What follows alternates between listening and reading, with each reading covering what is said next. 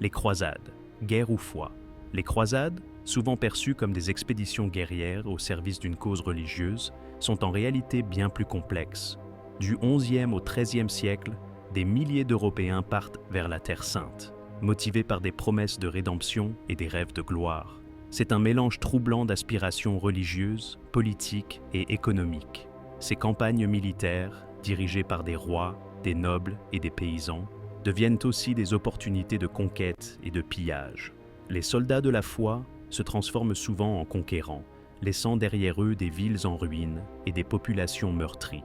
Les motivations des croisés vont au-delà de la simple piété.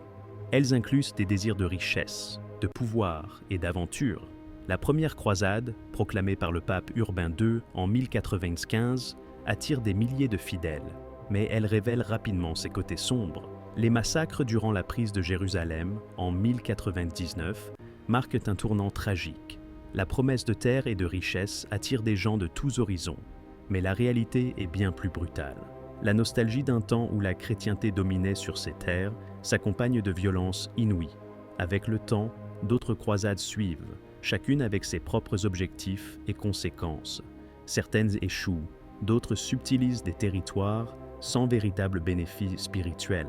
L'impact de ces événements ne se limite pas aux frontières de l'Europe. Il modifie les relations entre les cultures et entraîne des conflits meurtriers qui perdurent encore aujourd'hui. Les croisades laissent une empreinte indélébile dans l'histoire. Elles sont à la fois un reflet de la foi humaine et un témoignage des pires excès de l'avidité et de l'intolérance. Ce paradoxe entre l'intention sacrée et les actes violents nous interroge sur la nature même de la religion et de l'humanité.